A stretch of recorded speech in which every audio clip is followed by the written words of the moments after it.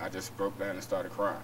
Marvin Anderson spent 15 years in prison for a rape he did not commit. I'm living proof every day that eyewitness identification is not enough to convict any person. Anderson landed behind bars because of an inaccurate eyewitness account. He was ultimately exonerated by DNA evidence.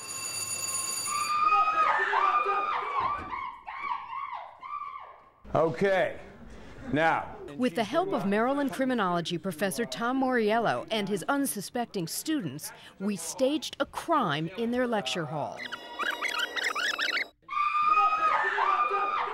As often happens, the perpetrator of the crime was only visible to startled witnesses for a matter of seconds. I jumped back and I was disoriented, lights were off, very confused what was going on. I was more focusing on her because she was the one screaming. Many students focused on the victim. She had blondish hair midway down her back. She appeared to be white. She looked like an average black female. Or they remembered what the suspect was wearing. He had it was like I think a darkish colored baseball cap, gray shirt and jeans. The incident was in the first row and I was sitting in the third row. Proximity to the crime didn't guarantee a better description of the suspect. I was probably less than 5 feet away. I didn't catch a glimpse of anything. We asked students who sat at different locations in the lecture hall exactly what they saw. I think he had sandy brown hair, possibly 5'10". I want to say facial hair, but I'm like skeptical of saying it. I don't have not beyond a reasonable doubt saying it.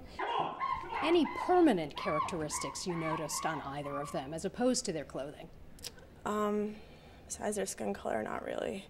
We wondered if a deaf student in the class might have heightened powers of visual observation. I wasn't paying as much attention to the guy, but the girl was dark-skinned and dark-haired. She had a black shirt and jeans on. Indeed, she had a vivid description, but only of the victim. Was the guy white, black, any identifying characteristics like facial hair, glasses, anything you remember? As often happens, the shock of witnessing a crime impeded the student's ability to recall critical details. If I had been expecting it, I would have taken better note of everything that was going on. He was slender, Kind of a little skinny. 5'9", 5'5". About my height, I'm about 5'8". Everybody say hello to Erica. After the crime, we introduced our victim and our suspect to the class. Scott, can you tell us how tall are you and what's your weight? 6'205". No one noticed one of the only permanent features on him, a distinctive tattoo on his upper arm.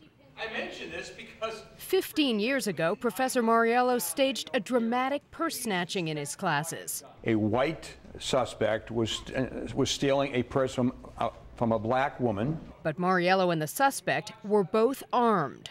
He turned around and pulled a gun at me, at which point I pulled a gun at him, and we actually fired guns. The guns fired blanks, but the stress of that scenario led to startling, inaccurate perceptions. A number of them saw a black man stealing from a white woman when it was just the opposite. Proof that even things that unfold right before your eyes are not always what they seem.